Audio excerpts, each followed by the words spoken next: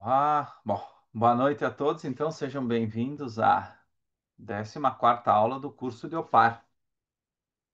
Então, na semana passada, nós vimos o capítulo 6, que era o homem. A gente acabou conseguindo finalizar os aspectos essenciais dele. E hoje nós começamos o 7, então, que é o bem, onde nós vamos entrar um pouco na, na ética mesmo da Rand. E depois, na outra aula, nós vamos falar mais de valores e objetivos, que também é um tema que foi muito discutido no nosso grupo há pouco tempo, então acho que vai ser bem alinhado com os interesses de vocês também. Então, antes de começar o capítulo mesmo, esse novo capítulo, vamos fazer uma pequena reflexão do outro, né? Como a gente acabou sintetizando tudo em uma aula só, vamos só fazer um pequeno, uma pequena revisão, na verdade. Então, na semana passada, a gente viu que toda filosofia, seja ela qual for, ela precisa começar com uma pergunta fundamental. A gente viu que é o homem, né? E que dependendo dessa resposta, a gente viu diversas respostas diferentes, a gente pode determinar o que esperar desse homem, né? E como provavelmente esse homem, se ele agir com princípios que a gente viu, né? A gente mais ou menos pode imaginar como ele vai agir. Se ele adotar um princípio religioso, um princípio objetivista, um princípio utilitarista, né? Então, é difícil hoje, poucas pessoas vivem com princípios claros, mas tendo mais ou menos essa resposta ao que é o homem, a gente já consegue mais ou menos ter uma ideia de para onde as coisas vão ir, como a gente estava discutindo ali antes da aula também nos conflitos internacionais e também nas questões pessoais. No objetivismo, então, o homem, ele é um ser racional e volitivo, né?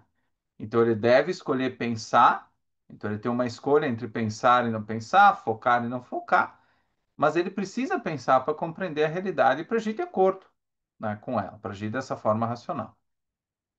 Ele não nasce com um programa automático de sobrevivência, né? Ele não nasce sabendo o que que ele tem que fazer, o que que ele deve buscar ou evitar.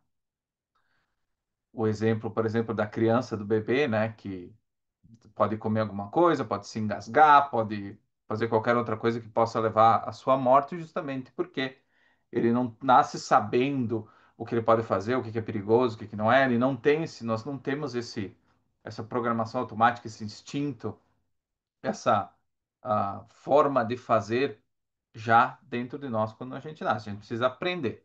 E para nós aprendermos, a gente usa a mente, né? Então, a nossa vida como seres humanos depende do uso da mente, e isso nos proporciona a ciência, a arte, a produção, a amizade, a liberdade, a busca de valores, como nós vamos entrar mais nessa aula. Então, a razão, como a gente viu, ela não é um luxo intelectual, mas ela é justamente o único meio de sobrevivência do qual a gente depende. Nós vimos também que a mente é individual, ou seja, não existe consciência coletiva, nem pensamento por procuração, ou seja, pessoas tentam viver de segunda mão, até conseguem, de certa forma, mas em última instância, esse não é um comportamento que um ser humano deveria ter, porque, claro, a gente passa, né, a depender totalmente do outro, de um ponto de vista prático, e também a gente não exerce as nossas faculdades e acaba não usando a razão de uma forma correta. Um dos destaques que a Rand traz, e que isso está em todos os romances que a gente já viu, é a questão de que o indivíduo ele molda a sua própria alma, né? Ele é uma self-made soul. Então, todo o caráter, a estrutura emocional, a estrutura cognitiva, a estrutura psicológica, ela se forma ao longo do tempo. Nós temos essa responsabilidade e, dependendo de como nós fizemos esse exercício, surgem consequências para a nossa vida, né? Então, tudo que nós vamos ver no capítulo de hoje é justamente como é que funciona esse processo, né? Nós vamos entrar mesmo na ética. O capítulo anterior era mais ligado na metaética, né? No que era necessário responder antes da gente começar a falar exatamente da ética. Então, a gente precisava saber quem era essa coisa, o homem, né? E depois a gente pode seguir adiante para a ética. Então, se o homem é um ser racional e evolutivo, como a gente viu, que ele precisa agir para viver. Quais princípios devem orientar essas ações? As ações que a gente precisa para viver, né? Como é que a gente julga bom e mal?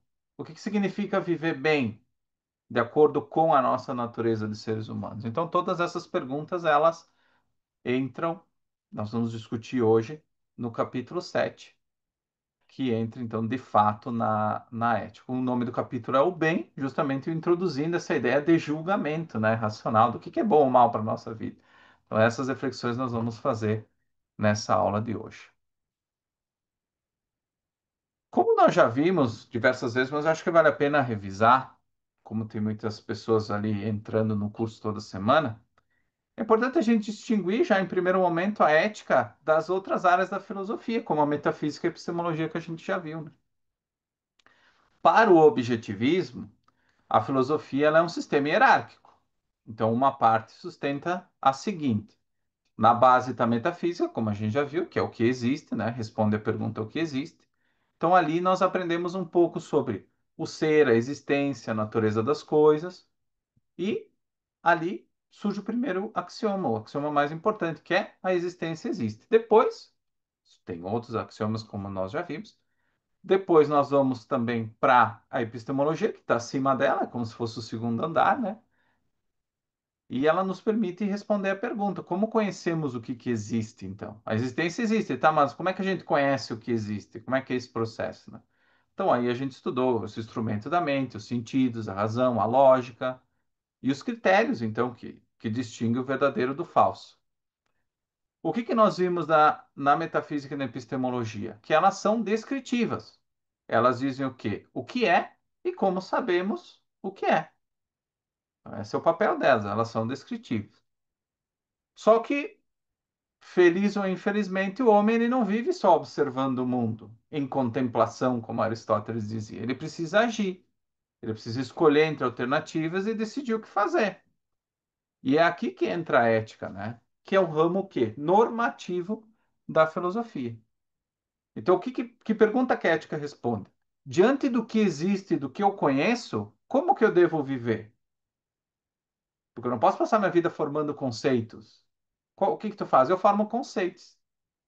Eu entendo o mundo, eu não faço nada com isso, mas eu entendo, eu sei como é que eu defino o carro, como é que eu defino democracia, eu tenho todo esse conhecimento intelectual, essa base, que é divertida, legal, é importante para a nossa vida, mas eu preciso agir. Não basta eu ter essa desvinculação, essa dedicação a uma contemplação do que existe. Eu preciso fazer alguma coisa com isso, né? Então, a metafísica ela fornece o solo da realidade, a epistemologia, a ferramenta do conhecimento, que é a razão, e a ética, o que guia. Então, ela é o guia da ação. Então, por isso que a Rand, especialmente a Rand, ela começa a falar de filosofia. Para ela, o ramo mais importante da filosofia é a ética, que é justamente a aplicação prática da filosofia à vida humana. O Peikoff, como nós vimos no par, ele segue uma estrutura que ela é muito mais mainstream, né?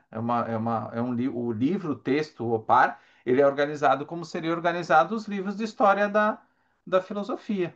E como você estuda filosofia na faculdade, ou seja, essa ordem de metafísica, epistemologia, é como o brasileiro estuda, essa ordem hierárquica, uma coisa que vem depois da outra. Então, o Peikoff ele é mais, não gosto de usar a palavra conservador, mas ele busca justamente o par para que seja um manual para pessoas que não necessariamente têm um conhecimento. Sim, é importante, ele fala diversas vezes que tem ali das obras da Rand e tudo mais, mas o Opar ele é a melhor introdução que nós temos ao objetivismo, mesmo porque ele trata só dos aspectos essenciais. Se você vai estudar o ITOE, a Introdução à Epistemologia Objetivista, tu vai ver que nos capítulos que ele trabalhou de epistemologia, ele só trouxe um pouquinho do que a Rand trata na Introdução à Epistemologia Objetivista, mas esse foi o que ele se propôs a fazer, justamente trazer um manual introdutório, né, que fosse suficiente, que fosse essencial para que depois a pessoa, se tivesse interesse, pudesse entender o básico, pelo menos, e depois se aprofundar nas outras questões da filosofia, né? E é importante notar que o Peikoff ele traz diversas formulações autorais, ou seja, formulações dele conclusões dele dentro do OPAR. Não é simplesmente um resumo do que a Rand falou. Ele faz todo um esforço intelectual para trazer a sua, né, a sua versão do objetivismo, né, fiel à obra da Rand, claro, mas ele fraseia, ele traz os temas da forma que ele achou melhor. Ele não fez simplesmente um copia e cola e editou algumas coisinhas. Ele realmente fez um grande esforço intelectual. Tanto que o OPAR leva mais de 10, 12 anos, né, para ser publicado. Então ele não é acidental, assim. Então, quais são as três perguntas que a ética deve responder, né? Todas as teorias morais, elas precisam responder três perguntas fundamentais, né? Então, quais são elas, né? Porque o homem precisa de valores, quais valores ele deve buscar e como deve agir para alcançá-los. Agora eu vou abrir elas mais lentamente. Na maioria das filosofias, as pessoas, e normalmente as pessoas no geral, elas não respondem a primeira pergunta. Por que que o homem precisa de valores? Elas dizem assim, elas na cabeça delas têm assim, não, é, é certo que os homens precisam de valores, isso é óbvio. Agora só tenho que saber que valores que eu vou buscar e como é que eu faço para alcançá-los, né? As pessoas não fazem a primeira pergunta. A Rand, ela focou muito nessa primeira. Por quê? Porque ela entendia que isso era o fundamento da moralidade. Que tu não começava no passo 2, né? Tu não nascia pré-programado com isso, tá? É importante para mim. Eu já nasci com essa noção de valores, é importante para mim. Agora só preciso saber como eu devo buscar, que é uma visão religiosa. O religioso ele nunca vai se perguntar por que que ele precisa de valores. Ele vai simplesmente dizer: que valores eu devo buscar? Eu vou buscar na Bíblia, a Bíblia vai me dizer, as parábolas vão me dizer, a palavra de Deus e tudo mais. Já começa no ponto 2. Para Rand, não, que ela se propôs a fazer isso porque não existia uma filosofia de fato objetiva quando ela começou a pensar nessa coisa. Então, por que que o homem precisa de valores, né? Porque que ele é um ser que deve agir para viver, como a gente viu no capítulo anterior.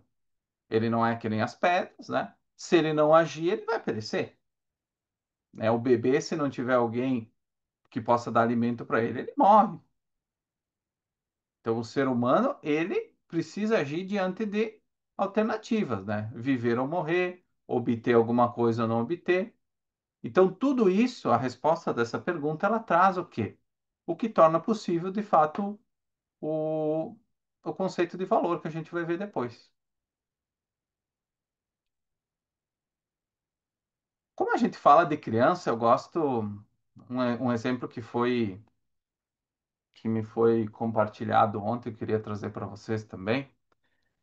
Quando a gente fala, vocês já ouviram falar de crianças mimadas, né? E, e aí você diz assim, não, ela cresceu e ela não dá valor para nada. Eu fico pensando, não, mas porque ela não dá valor para nada porque ela foi mimada. Mas como é que funciona esse processo, né? Como é que a gente vê? A gente vê a consequência, mas como é que funciona esse processo? Quando uma criança, por exemplo, ela recebe tudo o que quer sem esforço nenhum, ela não desenvolve a noção de valor, porque ela não tem que fazer uma escolha, não existem escolhas. Ela tem tudo. Ela não tem que escolher entre uma coisa e outra. Ela até entende a palavra ação, então a pessoa ela entende que alguém agiu, né? O que o pai deu para ela e tudo mais, mas essa ação ela não é vivida. Então esse conceito ação ele não é vivido e ele perde o significado real. Por exemplo, tu vai falar para uma pessoa que nunca trabalhou, que sempre teve tudo de mão beijada, do bom e do melhor, se disser para ela tem que trabalhar. Ela sabe o que que é o conceito trabalho, mas ela nunca viveu isso, ela nunca deu significado a isso. Então, para ela, não, é um conceito vazio. Não tem ligação com a vida dela. Por isso que muitas vezes a gente fala que tem que respeitar o contexto e tudo mais. Isso é de fato bem básico. Como ela nunca enfrentou a possibilidade de perder o que ela deseja, ela sempre teve tudo. Ela não entende o que quer conquistar. Como assim conquistar? Para quê? Né? O que eu faço com isso, né? que eu faço com o conceito de trabalho, de conquista? Eu não vivi isso, eu não faz sentido para mim. Para quê? Né?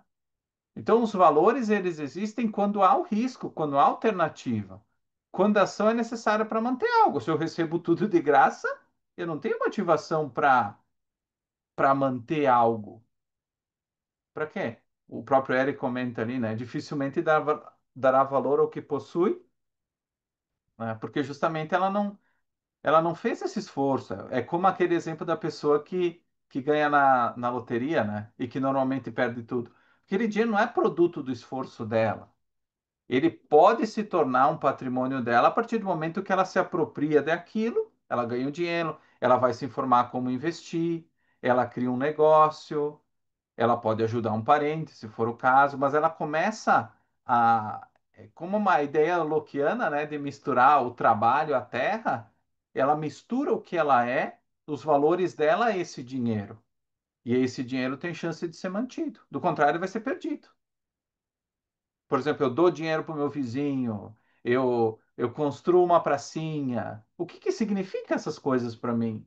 São valores para mim ou tá, pega ali o dinheiro. Isso não tá integrado na vida dela. Por isso que normalmente essas pessoas perdem tudo.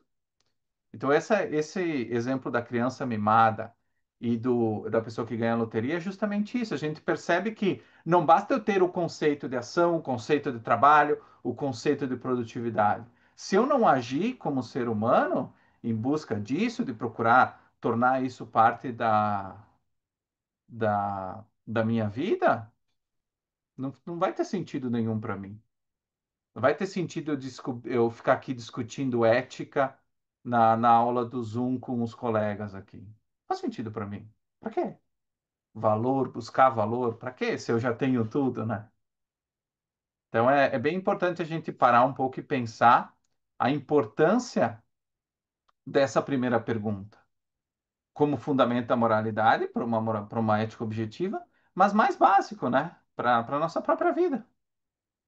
E para a vida de quem nós conhecemos e de qualquer ser humano que anda sobre a Terra, né, hoje. A segunda pergunta, então, quais valores deve buscar, né? Determina o conteúdo da ética, ou seja, os fins que orientam a vida. E a terceira, como deve agir para alcançá-los, introduz o quê? O método moral, né? O papel dos princípios e das virtudes que nós vamos trabalhar bem a fundo no próximo capítulo, que é dedicado praticamente às virtudes objetivistas. Então, a primeira pergunta define por que a ética é necessária, porque faz sentido a gente estar falando disso aqui hoje de noite. A segunda mostra o que deve ser valorado, segundo a nossa natureza como seres humanos. E a terceira ensina, então, como agir para alcançar esses valores que são partes da nossa vida e que são diferentes para. Tem alguns que nós compartilhamos, né, os básicos, mas tem muitos outros que são muito diferentes entre nós aqui mesmo, nessa reunião do Zoom. Então, para Rand, só para ficar claro, a primeira pergunta é uma pergunta de enquadramento, porque ela define o campo da ética como um todo. Então, quando a gente dá uma resposta objetiva para essa primeira pergunta, a gente entende que a moralidade ela não nasce de convenções arbitrárias, de desejos, de filosofias flutuantes que existem por aí, mas da própria condição da vida do homem.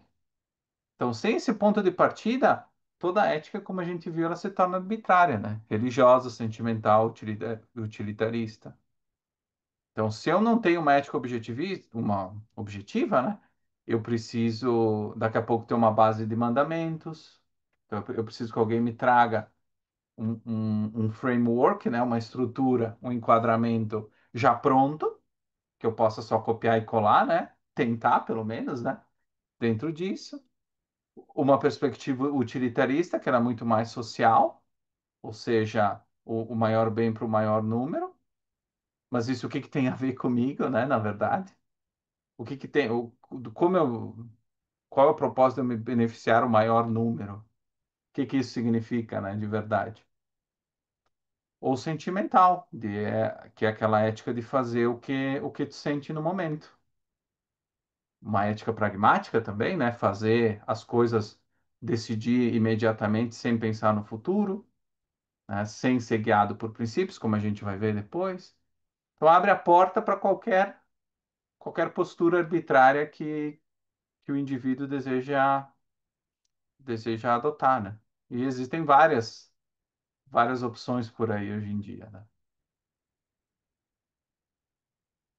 Então, as respostas da Rand, então, formam as três perguntas, né? Formam o que a gente chama de base do que a gente vai discutir mais a fundo, que é a ética objetivista, que é o tema desse capítulo inicial. Então, o fim último, né? A vida do indivíduo, né? Então, a vida como um fim último. Então, a vida é o valor supremo e o critério de todos os outros valores, né? Para o objetivismo. Por quê? Somente seres vivos, como nós vimos, têm enfrenta essa alternativa de existir ou não existir. Por isso, eles podem ter valores. Então, o valor, como a gente viu, ele nasce dessa questão, dessa alternativa de existir ou não existir, dessa necessidade de escolher, que é natural do ser humano, né? Depois nós vamos ver o exemplo do robô imortal que a Rand traz na ética objetivista. Nós vamos fazer o curso também no ano que vem, mas o Pico fala um pouco disso, né? Então, sem a possibilidade de perda, não há sentido em falar bom ou mal. Então, o valor surge novamente quando existe vulnerabilidade, né? E a necessidade de ação.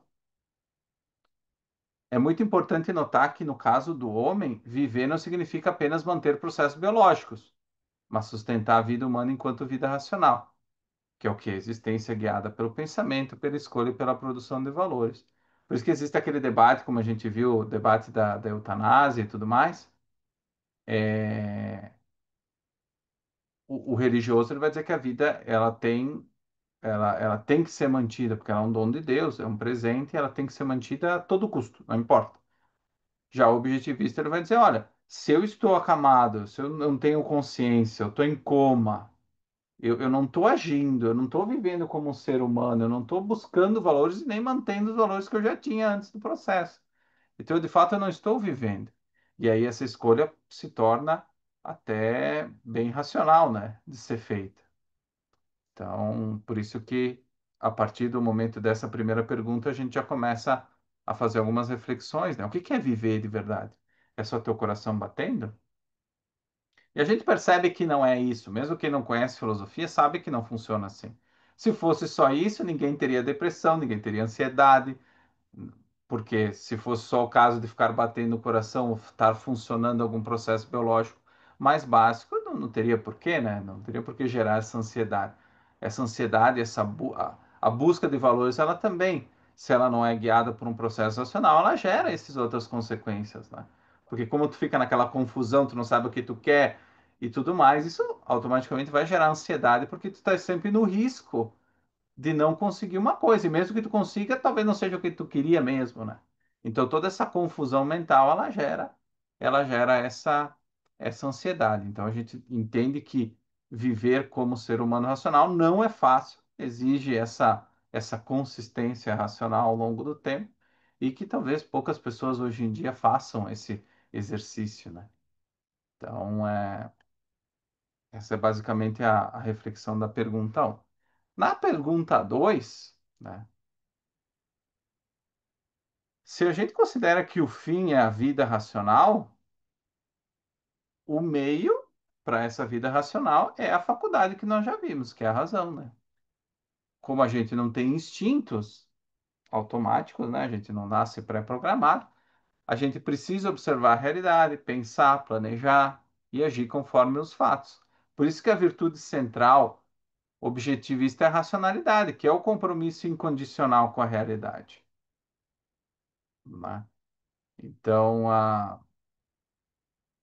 e por isso que dela derivam todas as virtudes que nós vamos ver depois: a honestidade, a produtividade, a integridade, a independência e a justiça, né?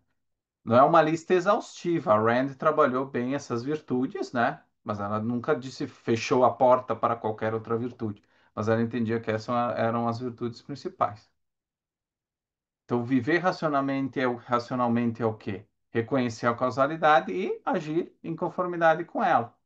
Compreender que resultados vêm de causas e que ignorar os fatos é tentar obter efeitos sem meios, né? Que é o que a gente viu, né? Eu quero ter uma vida romântica. Quero ter um parceiro romântico, mas não faço nada a respeito. Eu não saio com ninguém, eu não busco conhecer alguém, eu não tenho clareza sobre os meus sentimentos. Então, é isso que a Rand fala, né? E ela dá muitos exemplos disso em Filosofia Quem Precisa Dela e na Virtude do Egoísmo também, né? Que muitas pessoas elas querem a consequência, elas querem o valor, mas elas não querem fazer o esforço para atingir aquele valor. Então, esse é um outro ponto interessante desse subtópico. Fala, Eric, depois do Daniel também. Eu ia tocar justamente nesse assunto. Tipo, as pessoas. Aqui no Rio é muito comum você conversar com as pessoas e elas dizerem que, eu quero ser rico. Não, mas eu quero ser rico. Dar os motivos e tal, beleza. Você quer ser rico, mas você vê, conversando com essas pessoas, que elas não querem a riqueza em si. Elas querem os efeitos da riqueza. Ela quer ter um carrão, ela quer ter uma mansão, ela quer ter, sei lá, um iate com um monte de mulheres e bebidas, essas coisas. Mas ela não quer trabalhar para ter aquilo, que é o básico. Se você não trabalhar para ter aquilo, você não se especializar, não estudar, você não vai ter. A não ser que você seja herdeiro, aí é outra coisa. Se você for, sei lá, o neto do Silvio Santos, que não é o caso de todo mundo, né? Não. Mas assim, a pessoa ela quer o efeito da riqueza. A causa, ela não quer, que é justamente trabalhar. Vem cá, você vai trabalhar 12 horas por dia? Ah, mas não quero, é muita coisa. Você vai abrir sua própria empresa? Ah, mas não quero, é muita coisa. É a questão também do amor, né? Tipo, eu quero. Por exemplo, eu vi uma postagem hoje de uma série, parece, da Netflix, alguma coisa assim, que eu não tenho Netflix, então eu não conheço a série. Eu não gosto da Netflix particularmente. Mas virou um entretenimento da mulher reclamando que ela vai acordar na mesma cama todos os dias pro resto da vida, ela vai tomar o mesmo café, ela vai fazer não sei o quê, e ela tem só 28 anos. Ela se acha aparentemente numa prisão. Pô, mas assim, você que escolheu a sua rotina. Ninguém tá te obrigando a fazer isso. E aí ela fica, não, se vitimizando sobre essas coisas. Mas assim, ela nunca fala, tá, mas por que que eu não planejo uma viagem? Por que que eu não planejo um jantar? Por que que eu não planejo alguma coisa? É sempre aquela questão de, né? É complicado, né, cara? É. Fala, Daniel. É sempre aquela questão de querer os resultados sem fazer o necessário para construí-los, né?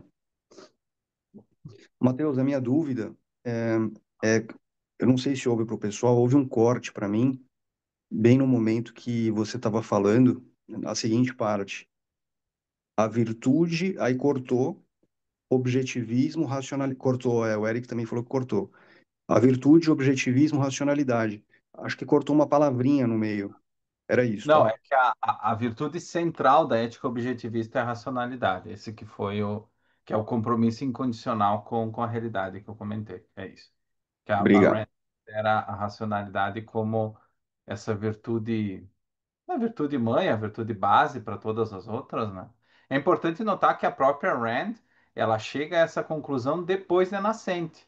Até a nascente, para ela, a produtividade, digo, a virtude principal era a produtividade, né? Ela via muito na figura do Rourke, ela própria passou, ela teve que refletir bastante sobre isso, né? Para voltar para a racionalidade, né? E essa é uma crítica muito comum ao objetivismo, inclusive, né? De pessoas que não têm esse aprofundamento. Eles dizem assim: o objetivismo como é que a produtividade é uma virtude? Então, ser virtuoso para o objetivismo é trabalhar. Essa pessoa, ela tem que girar em torno do trabalho, ela tem que esquecer tudo e só trabalhar. Então, aí ela vai ser virtuosa para o objetivismo. E existe essa crítica, por mais maluca que ela seja, né, para nós, ela existe é muito falada nisso, né? Por isso que a ideia é que a Rand só gostava de empresário e que o lixeiro não pode ser objetivista, e essa é uma perspectiva muito comum em meios não objetivistas, né? Muito, muito absurdo. Você vê que a pessoa realmente ela não sabe do que ela tá falando. Ela Exatamente. Mas, não. mas você vê, você repara a carga de religião, né? Sim, Virtude da produtividade para o objetivismo. Quer dizer, para alguém além da própria pessoa, né? isso. Ah, virtude para os objetivistas. Quer dizer, você está trabalhando para aderir a alguma coisa. Não existe o indivíduo, não está ali.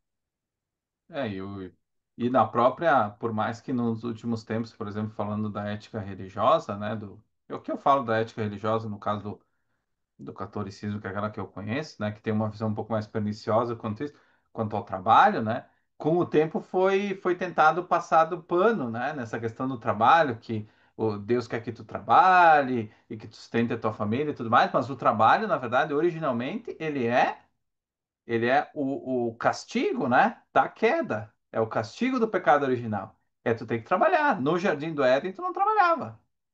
Adão não trabalhava, né? Então, quando o trabalho, depois ele é maquiado ao longo do tempo, né? Ele é maquiado nos evangelhos, nas parábolas e tudo mais. Então, tenta se dar um frame diferente, né? Tenta se enquadrar o trabalho de uma forma mais legal, várias encíclicas também. Mas isso é muito recente na história da religião. Originalmente, o trabalho era o castigo, né? Pelo pecado original. Então, como nós nascemos todos pecadores, nós já nascemos, tá, né? Se tu é cristão, né? A visão é que todo ser humano já nasce com essa mancha, e aí ele tem que trabalhar, ele tem que sofrer aqui, para depois, talvez, ele se salvar no outro mundo, né? Então, aqui é o teste. A nossa vida é o teste. Então, essa é a visão religiosa nua e crua. Tu pode colocar, cosmetizar ela, né? Passar uma maquiagem, mas a verdade, pelo menos na perspectiva eu trago aqui. Eu sei que os protestantes eles são um pouco mais flexíveis quanto a isso, mas o catolicismo, pelo menos, ele tem essa visão bem negativa do trabalho na sua origem. Como eu disse, hoje é um pouco maquiado, mas lá no início tá bem claro isso. É só ler o livro do Gênesis, está tudo lá, para quem tiver curiosidade. Então, a síntese, né, dessas três respostas que a gente viu, a vida é o fim, que dá sentido aos valores, né, a base, a razão é o meio, que permite alcançá-los, e depois a gente vai desenvolver isso melhor, né, o egoísmo racional, o princípio que define quem se beneficia deles, quem é o beneficiário da ação, dessa ação. A gente vai ter a resposta melhor lá na segunda aula, na próxima aula, né, mas enfim, vocês já conseguem entender quem deve ser o beneficiário da ação, né, que é o indivíduo, que é cada um de nós. Ah, agora eu vou fazer abrir mais uma portinha dentro do OPAR para falar de um dilema que é um dilema histórico, né? Dentro da reflexão sobre ética, no que diz respeito aos juízos de valor, né? Como a gente justifica esses juízos de valor que a Rand dá tanta ênfase na necessidade de julgar, né? E ao longo da história, um dos maiores desafios da história da filosofia, não só do objetivismo, foi explicar por que certos juízos morais, como isto é bom e isto é mal, deveriam ser verdadeiros de modo objetivo, e não simples opiniões, costumes ou mandamentos divinos.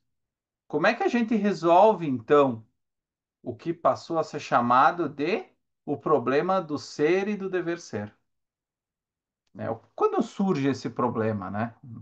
Então, durante séculos, a Rand ela não foi a primeira pensadora a buscar uma base racional para os valores. Ela não foi a primeira. Só que, ao longo desse processo, surgiu um cidadão chamado David Hume, que ele criou um abismo nessa questão, né? Então, depois que ele surge, existe um abismo, ele cria um abismo na tradição posterior dos filósofos que vieram depois dele. Ele observou o quê? Quando nós falamos da realidade, o que que a gente está fazendo? A gente está descrevendo fatos. Por exemplo, o homem precisa de alimento, né? Só que quando a gente fala da moral, a gente está prescrevendo a ação, como a gente viu. A moral é normativa, né? Ela prescreve alguma coisa. O homem deve buscar alimento. Só que para ele era impossível unir as duas coisas, o dever ser e o ser. Ou seja, os fatos por si só, eles não indicariam o que deve ser feito. Ou seja, nós como seres humanos, A gente não, olhando para a nossa natureza como seres humanos, a gente não teria aquela noção, por exemplo, de longo prazo, de construção, seja de conhecimento, seja da nossa própria vida. A gente estaria nesse dilema. Como é que a gente escolhe os nossos valores de forma racional? Tem alguma forma de escolher? Ou a gente precisa que alguém diga para a gente o que a gente deve buscar? Ah, por exemplo, o mandamento, a vontade divina, a revelação, né? Ou o Lula. Enfim, de onde é que vem esses valores? Como é que eu faço para escolher? O que que eu devo escolher como ser humano? Como é que eu sei? Como é que eu chego, de certa forma, a num fundamento objetivo para os valores? Tudo bem, nós estamos vivos. Ele poderia até concordar que a vida é a fonte dos valores, como a Rand pensou. Só que como é que eu faço essa ponte? Como é que eu ligo as duas coisas, né? Então, dada essa dúvida, né, esse problema, esse dilema que o Rumi traz, a maioria dos filósofos concluiu, então, que os valores não tinham um fundamento objetivo. E aí nós surgiram duas visões dessa cisma, né, desse dilema. A visão intrinsecista, né, que afirma que o bem ele existe em si, independentemente do homem, que seria a visão religiosa ou platônica. Eu estava assistindo o filme do Senhor dos Anéis, então existe o mal, o bem. Essas são coisas flutuantes, né? Elas estão ali, né? E aí como é que eu faço? Eu preciso ser iluminado, eu preciso ser um anjo ou um bandido para eu conseguir encarnar essas coisas, né? O bem e o mal. Elas existem assim, independentes da gente. E a visão subjetivista que diz que o bem é apenas aquilo que cada um sente ou prefere. Então eu não tenho base na realidade, é o que eu sinto, né? É o que eu sinto no momento. Por isso que as pessoas dizem normalmente, eu vou fazer o bem, eu vou dar uma esmola para o cara da rua. Eu não conheço ele, eu não sei o que que ele faz da vida dele, ele não é um valor para mim, mas o bem é eu dar esmola para ele. Mas não tem vínculo nenhum comigo. Eu não sei por que que eu estou fazendo isso. Eu não sei o que que é o bem. O que que é o bem, o que que é o bom para mim. Eu não sei. Alguém vai me dizendo, eu pego na religião, o Eric me falou. Eu disse, realmente isso aí parece o bem. Tá, então eu vou fazer o bem. Vou fazer uma doação aqui. Mas não tem nenhuma vinculação comigo, com o Eric, com o Matheus. Não tem nada a ver com a minha decisão, com a minha natureza, nada a ver. É uma convenção. As pessoas costumam fazer isso. Deus me falou, então eu vou fazer. Mas não tem nenhum vínculo com a minha vida. Nenhum. É uma convenção, né? É uma visão ali, abstrata, né? Flutuante. Fala, Eric. Foi até bom você tocar nesse assunto, que no início da faculdade, lá para 2019, antes da pandemia 2020, eu tinha muito isso automatizado em mim, né? Pô, a pessoa pede dinheiro, eu vou. Se eu puder, eu dou o dinheiro pra ela, não tem problema não. O que que eu fiz? Eu fui pra faculdade, eu pegava, né, ônibus e metrô pra ir, e dependendo do horário eu voltava de trem, porque tem um certo horário que o trem pra cá não passa mais, porque é área de risco, né? Sabe como é que é? Aí eu ia voltar de metrô. Só que no dia eu sabia que eu ia sair mais cedo, então dava pra voltar de trem. E aí uma pessoa pediu dinheiro dentro do metrô. Aí não, contou aquela história, né? Clássica. Ah, minha filha, que não sei o quê, tava com criança ali do lado. Eu falei, pô, deu aquela sensibilizada, não estudava objetivismo, né? Também não fazia esse tipo de juízo de valor. Dei o dinheiro na mão delas. Foi 10, 15 reais, alguma coisa assim que eu tinha. Falei, não vai fazer falta dessa vez mesmo, então vou voltar. E aí, voltando de trem, eu passei no Jacarezinho, né? Que o trem passa no Jacarezinho, lá na favela. E eu encontrei essa pessoa fumando com o dinheiro que eu dei pra ela. É, Desde então, nunca mais eu dei nada pra ninguém. e realmente, esse exemplo que tu traz é justamente isso, né? A opção para a maioria dos filósofos, quando a gente se dá conta, supostamente, desse dilema, para a maioria dos filósofos, é isso aí.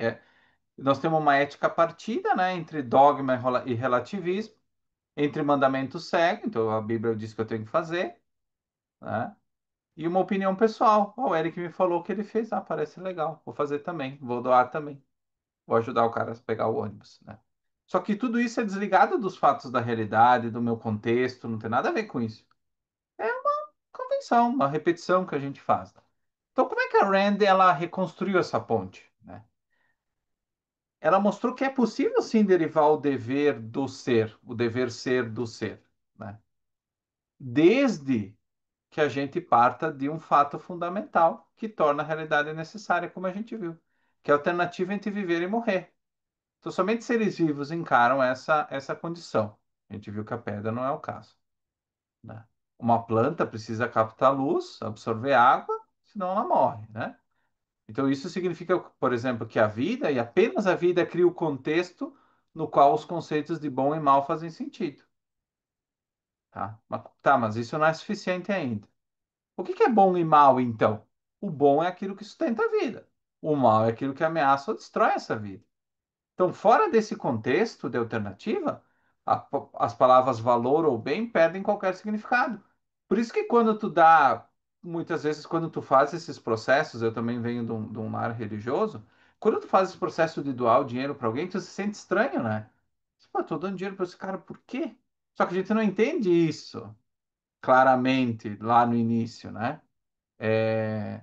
Por isso que não tem significado. Quando tu dá esmola na missa, por exemplo, para onde vai esse dinheiro?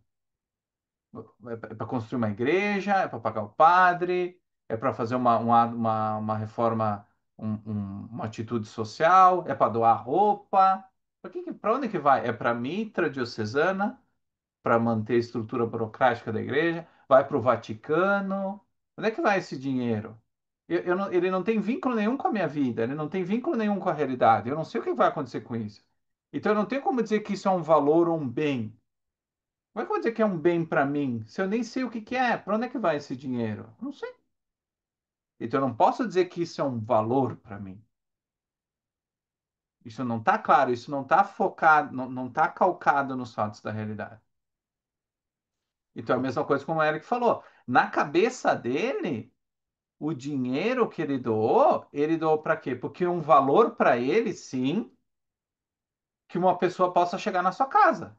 Eu quero que as pessoas cheguem em casa. Eu não quero que elas morram na rua. Eu não quero que ninguém morra de fome. Eu não gosto de ver uma pessoa morrendo de fome. Eu não gosto. E não quero que meus filhos vivam nesse mundo também. Não quero. Só que quando tu dá a doação e tu não conhece aquela pessoa, ela vem de uma cultura problemática, eu não sei quem é essa cidadão. Quando tu vê, quando tu vê ela fumando dinheiro que tu deu, tu fica pensando assim, pô, mas eu quis fazer o bem. Só que isso não tem, tu vê que não tem uma finalização como a gente estava vendo, né? Existe uma dissonância ali. Mas, pô, eu queria fazer o bem, essa coisa que me dizem que eu tenho que fazer. Talvez até eu estava refletindo um valor objetivo que eu tenho, de que as pessoas chegam em casa sem serem mortas no caminho. É uma coisa boa para mim também, eu também quero chegar em casa. Só que ela fumou o coisa. Aí tu começa a olhar o mundo com uns olhos céticos, né? Eu falo, esse mundo que eu imagino não existe, não é possível. Esse mundo que a pessoa ela cumpre o que ela fala, esse mundo não existe, então começa a formar essa que tu vê que o bom e o mal, como eles não têm base nos fatos da realidade, no fato de alguma coisa ser um valor para mim, e que a maioria das pessoas talvez não compartilha dessa mesma estrutura de valor, eu começo a ficar meio assim, eu acho que não faz muito sentido esse mundo no que eu vivo, não é objetivo. O que que vai acontecer amanhã? Né? Como é que eu vou reagir a tudo isso, né? Então, tu vê que ali nessas pequenas coisas começa a gerar aquele ceticismo, né? Então, se tu não tem uma filosofia clara, tu já vai direto para o ceticismo ou para a religião. Então, eu não tenho o poder de mudar, mas Deus tem. Então, eu vou rezar. Eu vou rezar. Eu vou rezar porque da próxima vez que alguém der o dinheiro para o cidadão, ele não vai fumar. Porque eu não confio que ele pode mudar. E eu não posso mudar a cabeça dele, porque isso é verdade. Então, o que que vai acontecer? Tem que vir de cima, né? Tem que vir as ordens de cima, como diria. Então, se eu escolho viver, eu devo agir de acordo com os princípios que tornam a vida possível. E é importante notar que a escolha de viver ela é pré-moral. Ninguém é obrigado a escolher a vida. O bebê não nasce dizendo eu quero viver. Ele fala para a mãe assim: quero viver, hein? Quero viver. Ninguém faz isso. Não, nem o gato faz isso, nem o cachorro, a planta. Tiver uma planta dizendo: olha, me coloca aqui na janela porque eu tenho que pegar o sol. Ela é programada para pegar o sol, mas se eu quiser colocar ela dentro de um quarto e deixar tudo fechado para ela morrer, eu posso fazer. Então, o ser humano, ele não, nós não nascemos obrigados a escolher. Nós não nascemos com esse dever, programados para isso, né? Só que quando a gente faz essa escolha de viver, os fatos da realidade eles se tornam normativos, então. Se eu escolho viver, eu escolho a realidade. Então, eles dizem o que o homem deve fazer para sustentar a sua existência. Tá, escolhi viver, tá, mas e agora? O que que eu faço? Então, por isso que o dever ser, ele nasce do ser, mas de um modo condicional e objetivo. Dado o fato, que a gente concorda, que a vida é o valor último, certas ações se tornam necessárias e outras destrutivas, né? E daí que a Rand ela traz o exemplo do robô imortal, né? Uma entidade que ela não pode morrer, não sente dor nem prazer e nada pode ameaçar ela. Então, esse robô não teria motivo algum para agir. Agir para quê? Ele não perde nada, ele não tem necessidade de nada, logo ele não tem necessidade, ele não tem valores. Ele não precisa escolher, né? Então, a experiência de prazer, dor e desejo depende da existência de alternativas reais. Se ele não precisa, se ele não tem alternativas, não faz sentido falar dessas coisas, né? E novamente, então, essa vulnerabilidade, essa questão da escolha, é a raiz da moralidade. Valores só existem onde existe a possibilidade de destruição, a possibilidade de amanhã não poder mais manter e buscar valores. Por isso que quando a gente perde um bem valioso para nós, seja um bem material, um bem espiritual, um filho, uma esposa, alguém que é um grande bem para nós, a gente entra num processo, a gente é obrigado a entrar num processo de luto, porque é como se fosse literalmente tirar um pedaço da gente. A gente literalmente perde o controle sobre aquele valor. Aquele valor é arrancado da gente. Por isso que é importante obter e manter os valores. Porque a partir desse processo, é que a gente se torna quem a gente é. Que a gente cria o nosso caráter. Que a gente fabrica a nossa alma, que é o que a Rand fala, né? Do self-made soul. Não é acidental, não é automático. É todo esse processo de criação. E aí, quando a gente perde, a gente fica triste. Seja por culpa nossa, ou seja por um acaso do destino, a gente perdeu um valor. E aí a gente entra num processo de luto pela perda desse valor. Então, o objetivismo ele resolve o dilema histórico entre fatos e valores. O dever ele não é imposto nem inventado, não é Deus que diz e nem é o que diz a convenção social, a cultura. Ele é descoberto na estrutura da vida. O que que eu preciso fazer? O que que eu preciso fazer para ter a melhor vida possível, para eu viver, para eu poder viver? Então, quando o homem escolhe viver, a realidade determina o que ele deve fazer, né? O que que ele tem que fazer para alcançar esse fim. Então, a moralidade ela não é mais, como antigamente, um conjunto de ordens arbitrárias, de mandamentos, mas sim um manual racional de como viver bem, uma ponte sólida entre o ser, a nossa natureza, e o dever ser. O que que a gente precisa fazer para manter essa vida e para florescer, como Aristóteles fazia, né?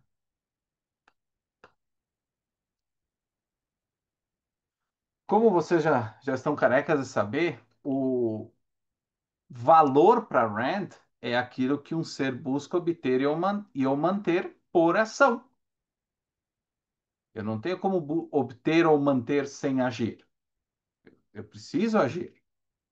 Então, tem três elementos nessa definição. Uma meta, algo que precisa ser alcançado, preservado. Um agente, um ser vivo, no nosso caso, que tem que agir em direção a essa meta, e uma ação, que é o esforço concreto que a gente faz para obter ou manter determinadas coisas. Então, a... sem esses três elementos, o conceito de valor ele perde sentido, né? A gente não pode falar de valores assim. Por quê? Porque o valor não é uma qualidade mágica que existe dentro das coisas, nem uma preferência puramente subjetiva. Então, o valor não é, por exemplo, um dom, uma coisa que nós já nascemos com isso dentro da nossa cabeça, pré-determinado, tá? Que existe dentro das coisas, já existe no mundo, uma qualidade mágica. E nem só o que a gente quer. Qualquer coisa que a gente quer é um valor. Também não é assim que se define, né? O que que ele é? É um conceito relacional, né? Algo só é valor para alguém e para algum propósito. Não é simplesmente escolher qualquer coisa, né? Então é para alguém e para algum propósito.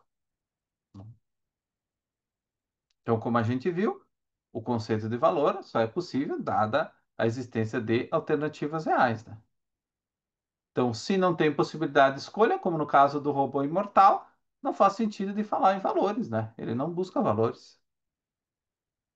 Por exemplo, a gravidade. A gravidade não é um valor, não é algo que alguém precisa conquistar ou preservar.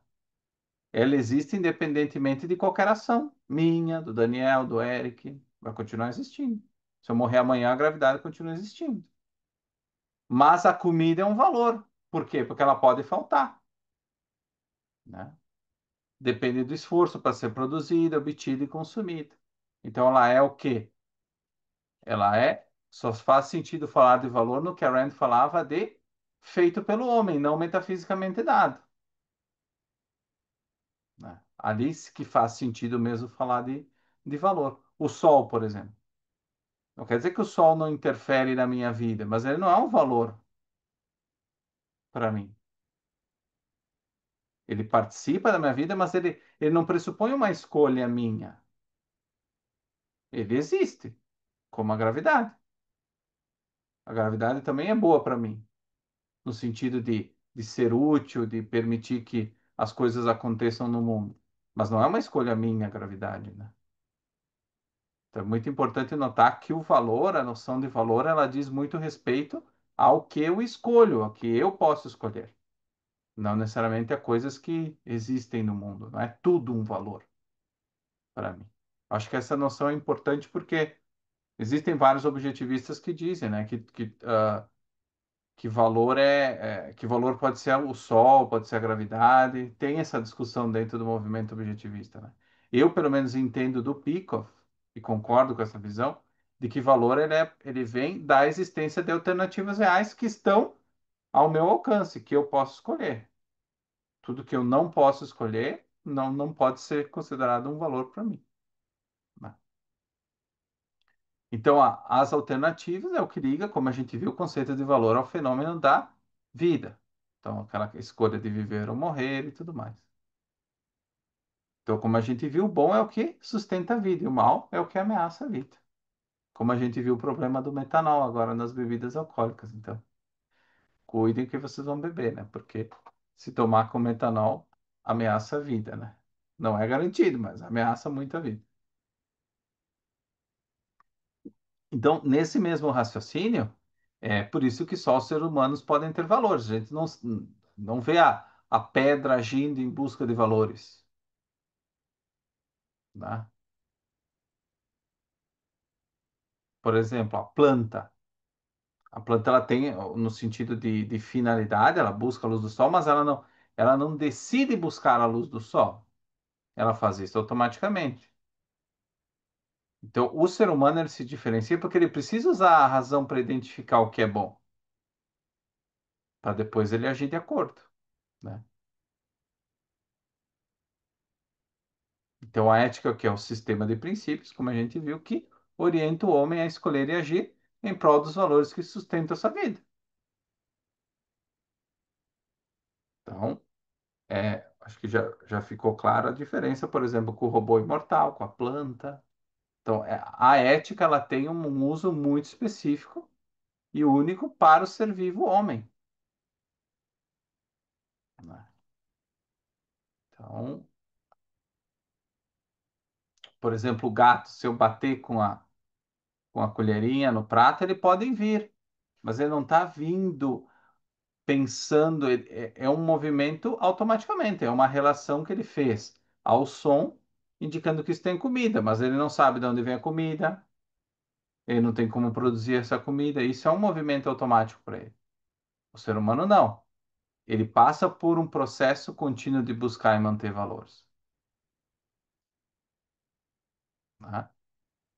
Então, para a gente continuar vivendo, tudo que nos ajuda a continuar vivos, por exemplo, alimento, abrigo, conhecimento, amor, amizade, produtividade, tudo isso se torna valores para a gente, porque ajuda nesse processo de nós podermos viver, né?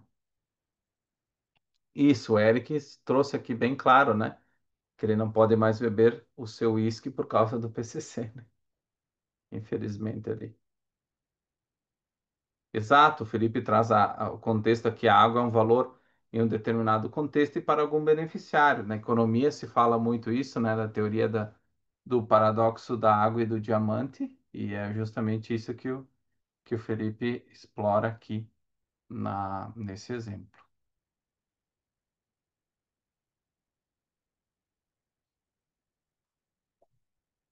Então, resumindo, valor é o que deve ser obtido e ou mantido através da ação. A alternativa é o que dá sentido a essa busca. Então, sem a possibilidade de perda, o termo valor desaparece, que é no caso do robô imortal, por exemplo, no exemplo da Rand. E a vida é a raiz de todos os valores, pois só nela existe a necessidade de agir para continuar a existir.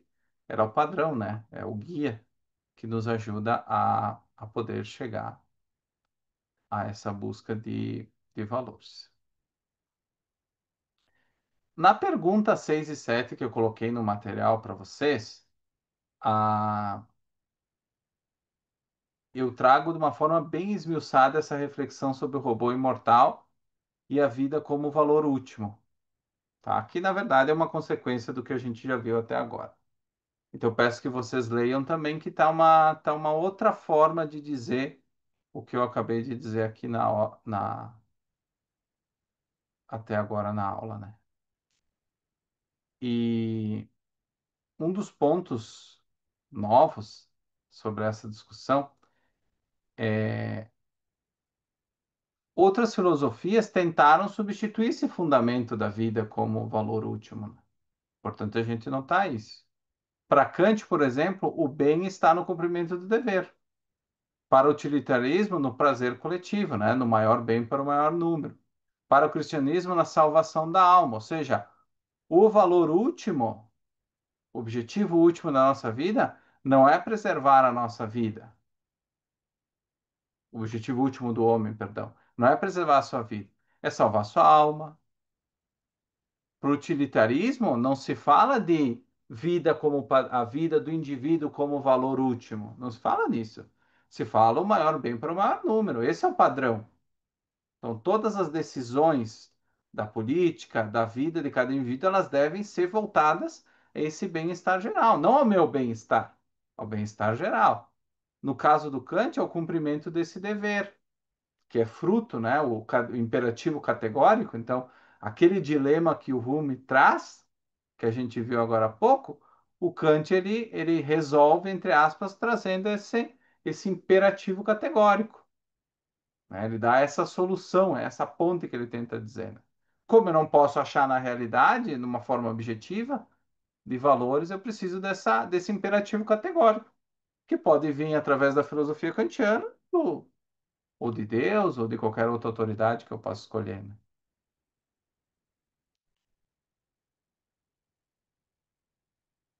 Claro que todas essas concepções, elas pressupõem, sem reconhecer, é claro, né, o mesmo fato, que o homem precisa estar vivo para qualquer outro fim faça sentido.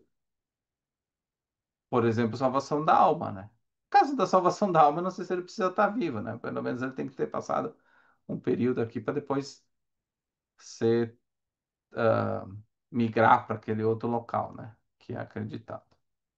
Mas somente a vida é autojustificável. Ela é o ponto de partida e o critério de todos os juízos morais. Ele não tem como fugir disso, né? Claro que esse debate ele ele é milenar na história da filosofia. Então vocês vão achar várias respostas, inclusive os neo-aristotélicos, os neo-objetivistas, que eles se consideram, também discutem essa questão da vida como um valor último. Existem outras correntes de pensamento. Não são oficiais do objetivismo, mas se vocês tiverem interesse, eu posso indicar algumas leituras também, que são bem interessantes, que eles tentam fazer alguns diálogos entre o objetivismo e o aristotelismo, né? O neo-aristotelismo com essa visão da vida. Então, se alguém tiver interesse também, eu posso passar.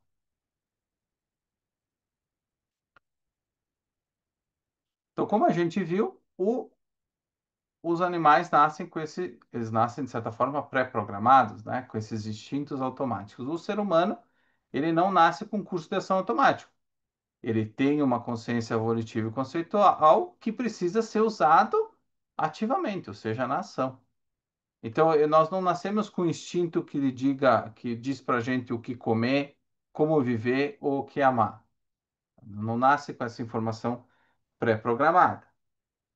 Então, a gente precisa observar, raciocinar, aprender e agir com base no que a gente descobre. Isso não quer dizer, por exemplo, que dentro dos nossos sistemas, existem sistemas, por exemplo, ah, que tu sente um cheiro estranho, isso ativa algumas coisas no teu sistema, né, nas tuas glândulas e tudo mais, para tu não comer determinada coisa. Mas isso é uma capacidade muito específica em contextos muito específicos. Algumas coisinhas a gente tem, algumas noçõezinhas como seres humanos, mas é muito pouco para nós vivermos no mundo. Tanto que a gente não detecta o metanol na bebida, todas essas coisas mais os nossos instintos, por exemplo, o faro, a audição, eles são muito subdesenvolvidos em comparação com os dos animais. Então, a nossa capacidade, entre aspas, instintiva, ela é muito pequena e ela é insuficiente para viver no mundo. Então, o que nos distingue, né, o que nos diferencia é justamente a razão. A gente não pode viver via instinto. A gente não consegue. Haja visto um bebê, por exemplo, né? E um próprio ser humano na mata, né? Existem aquelas séries que falam. Então, são poucas pessoas que conseguem sobreviver na mata. Depois de muito tempo de treinamento, um conhecimento do exército e tudo mais, e mesmo assim é muito difícil. E nós temos uma limitação muito grande física, inclusive, para poder viver nesses contextos fora do contexto que é um contexto humano, né? Por si só.